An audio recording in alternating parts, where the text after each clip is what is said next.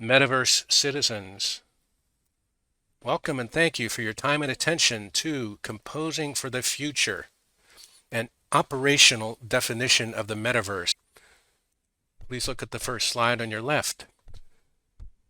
This presentation will give operational definitions of the metaverse and apply them to multiple virtual environment examples.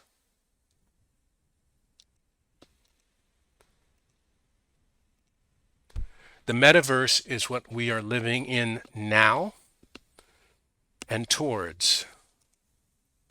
The metaverse exists on a spectrum from individual imagination to group realization.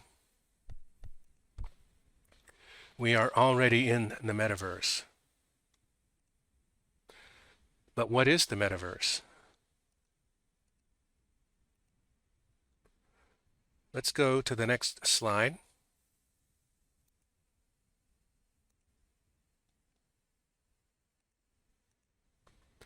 W. Edwards Deming was a famous statistician acknowledged for helping the Japanese automobile industry turn into a world-class commercial operation.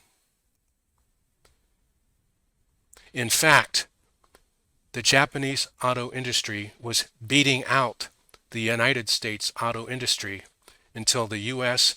got on board with measurable quality improvement. An operational definition is measurable and changeable. It is a design specification.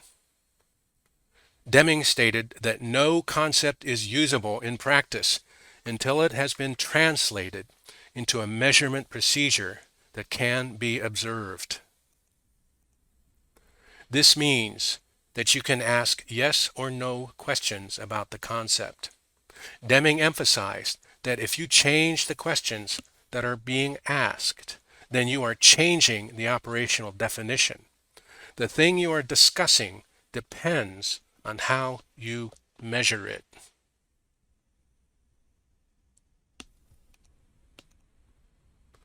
Let's go to the next slide for an example. What is a chair? According to dictionary.com, a chair is a seat for one person with 4 support legs and a backrest. But it might have armrests, or it might just be something that supports you. So already the yes-no questions are changing. The picture on the left shows a chair with 4 legs, but it certainly doesn't look like a regular chair. The picture on the right shows an object that has no legs, yet clearly you can sit on it and be supported. Can you think of things that people sit on that would require changing the definition of chair? How about a rock on a hiking trail? How about a bale of hay on a farm? How about a 3-legged bar stool? How about one of those one-legged canes that people can sit against and they use their legs to make a tripod? Whether something is a chair depends on the yes-no questions that you ask about it. The definition of chair is measurable and changeable based on your use case. It's not an issue if the operational definition changes. It's only an issue if you and the others are not using the same definition.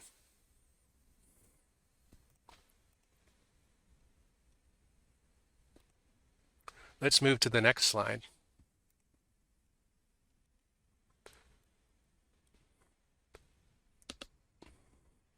Neal Stephenson defined metaverse and avatar in his 1992 novel, Snow Crash. He defined metaverse as a computer-generated universe with images drawing onto your goggles and sounds pumping into your earphones delivered by fiber optic cable.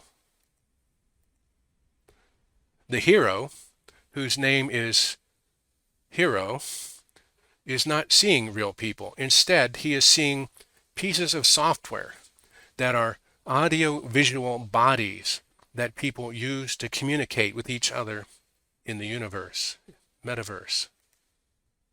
Hero lives out of a storage container in Inglewood, California, while hacking information from databases and meeting people online all over the world. Let's look at another operational definition of the metaverse.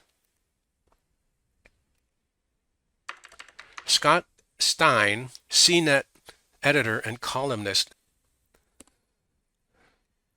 It was reading this article that really nailed the idea for me of an operational definition of a metaverse. Because CNET, as you probably know, is a very popular technology online blog and news reporting system. They're always excited about Apple and Microsoft and Google and the latest technology. And this was the first article I had seen in years that mentioned the metaverse. The name of his article was Microsoft and Facebook are trying to build the metaverse. Do you want to live there? And he is the first person in a major media that mentioned snow crash. So it caught my attention.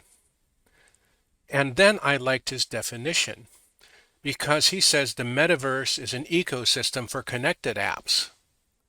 He says that it's as creation friendly as Minecraft. He said that it would be as popular as Fortnite, as useful as Zoom and Google Docs. So he's relating it to what he knows. The metaverse for him is like a chair with 4 legs and a back. But it made sense. And it's also a place where avatars can meet. He used the word avatar. It will exist on many devices. Well, he's into that. It needs to work on an Apple. It needs to work on a Windows. It needs to work on a smartphone. It needs to work on a pad. And he admits it isn't VR headsets. He says the future's not just in VR, but it will be more 3D than the plain old internet. So somewhere between VR and the internet. That's why I think this is a critical article. Let's go to the next definition. 3D artist Luca Grabacr defines the metaverse in terms of what it provides. These are her yes-no questions. She agrees that it needs to provide the ability to socialize and connect with others. She adds it needs to provide business opportunities for independent creators, besides Microsoft, besides Google, besides Amazon. And it should be a platform for heightened levels of self-expression. She's an artist. That is her avatar, self-created in the picture. Characterized by some as the poet and philosopher of Second Life, Grabacr also says a metaverse should provide the experience of building and observing the growth and evolution of a virtual civilization. And it should provide entertainment unique to virtual worlds. I do find entertainment unique to virtual worlds an interesting idea. What do you find interesting about virtual worlds?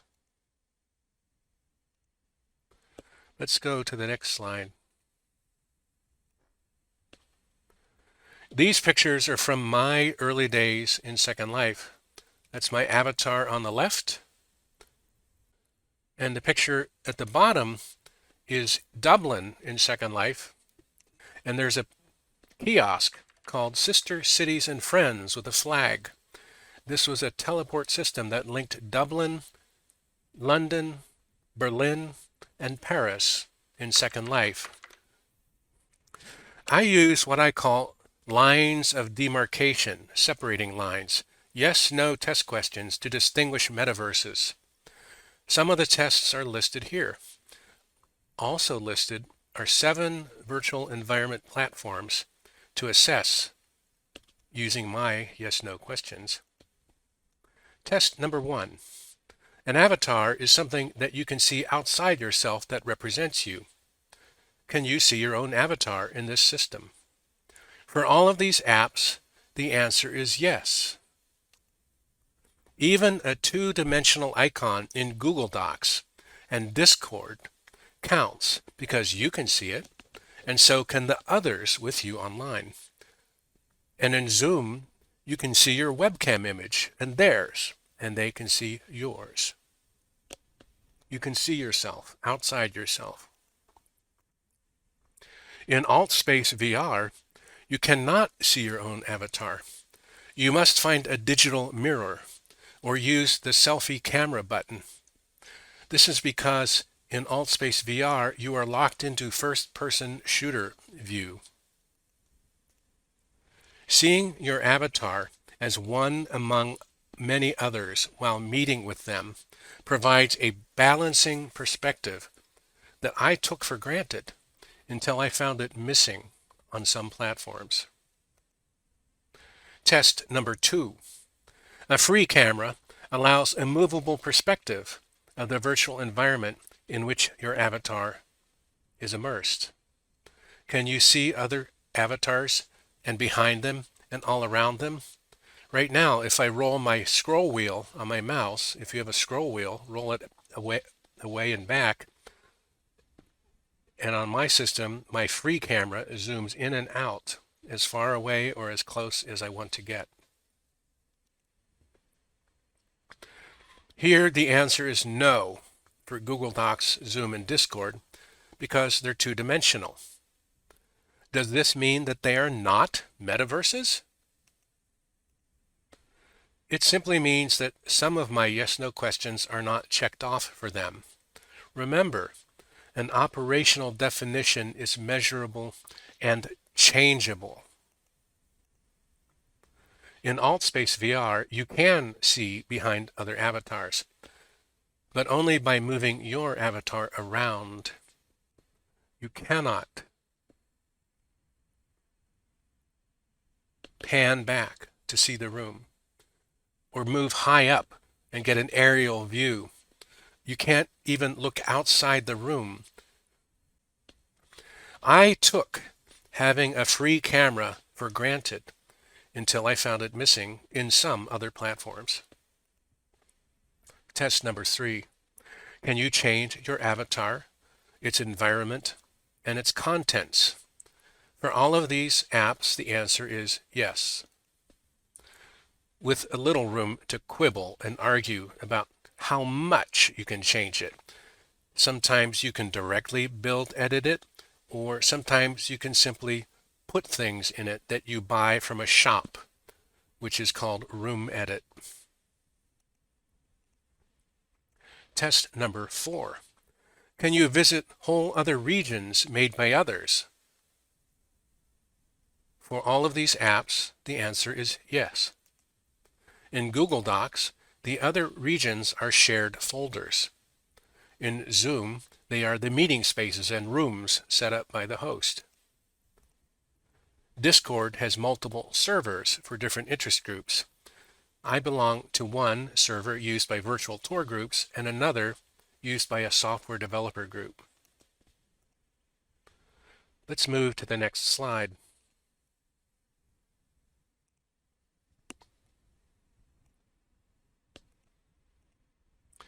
The diagram at the top left is a flowchart of the barriers every user faces from opening some hardware device that is running some viewer app that is connecting through some cloud network to some online collaboration service so that they can finally get down to meeting and working together with their associates. And all their associates just went through the same gauntlet of access barriers.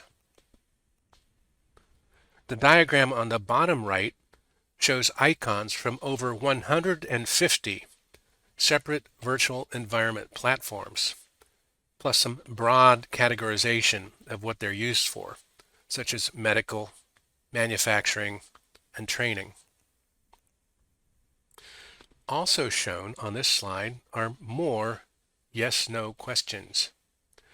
Is the platform instantaneous online, synchronous two-way, many-to-many multi-user interactive? Is the platform collaborative and build and create capable?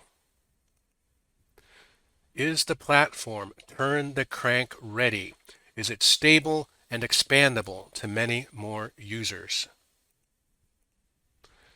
Some new VR platforms are not yet stable or lack full communication options, although they are working on it. Does the platform allow users to communicate flexibly, including private as well as public, text as well as voice? Does the platform play well with others, like little kids, play well with other technologies and devices? Some platforms, like Zoom and Discord, run across all devices, phones, computers, desktops, laptops, and web browsers. Some platforms require special viewers that are constrained by the type of device. For example, they work on desktop, laptop, but not on mobile. Is the platform accessible in terms of costs, equipment, and bandwidth? Is the platform secure in terms of your user identity and your intellectual property? And does this platform meet your use case needs? In practice, you will most likely need to use more than one platform and blend them to balance their strengths. You will need to use more than one. For example, in my virtual pioneers and virtual exploders clubs, we use Discord for voice and text chat because many of the platforms that we visit, while providing a good visual experience, are unreliable for group voice use or not functional enough for group text use. Let's move to the next slide. What is the future of the metaverse, and what is your role? Are you a consumer of the metaverse, or are you a creator of the metaverse? You are both. You are already living in the metaverse and consuming it. By participating in these classes and studies, you are also helping shape and create the future of the metaverse. You are producing it. When things get complicated, it helps to remember that you are not alone. Here are some fellow Metaverse creators for you to be aware of. The first picture is Adam Frisby, Chief Product Officer and lead developer of the SignSpace virtual environment, which uses Unity technologies. SignSpace includes fully customizable avatars, environments, and content. Like Second Life, SignSpace has an in-world currency exchangeable for real-world currency. This allows resident developers to make products for sale to resident consumers. SignSpace also markets white label copies of its platform for use by corporate clients. This brings up test number 5. Does the platform allow users to exchange in-world currency and real-world currencies interchangeably? Can developers make real-world money by participating in a virtual environment economy? Second Life and SignSpace are yes. The other platforms we looked at today are no. The next picture is Timony West, XR Product Director at Unity Technologies, which is the most widely used VR development platform. XR stands for Cross Reality, which includes augmented reality called AR and mixed reality called MR applications. A mixed reality application would use a VR headset with stereo cameras, or a set of Google glasses with projections on them, like Snow Crash. This brings up test number 6. Does the platform combine digital and physical environments simultaneously? The answer for all of the platforms we've looked at so far is no. However, modern smartphones are already AR capable, and apps are available that use that AR. Let's move to the next slide.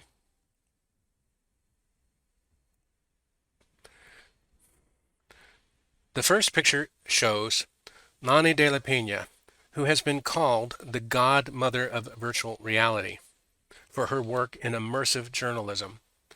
De la Peña is a TED speaker and has been featured in and honored by Forbes, Wired Magazine, and Fast Company.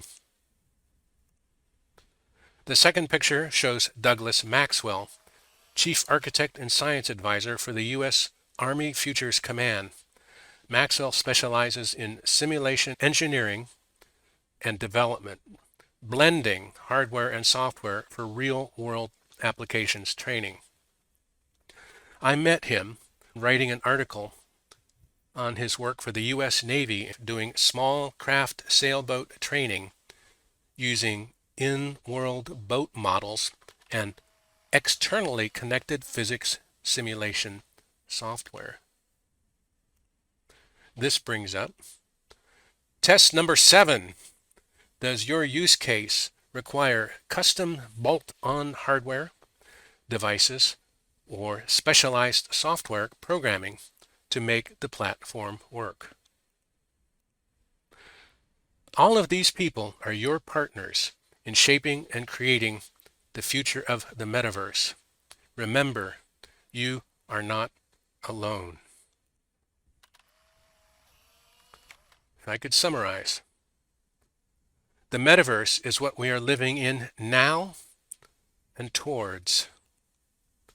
The metaverse exists on a spectrum from individual imagination to group realization. The metaverse is measurable and changeable. The metaverse is a design specification. But who is creating the metaverse?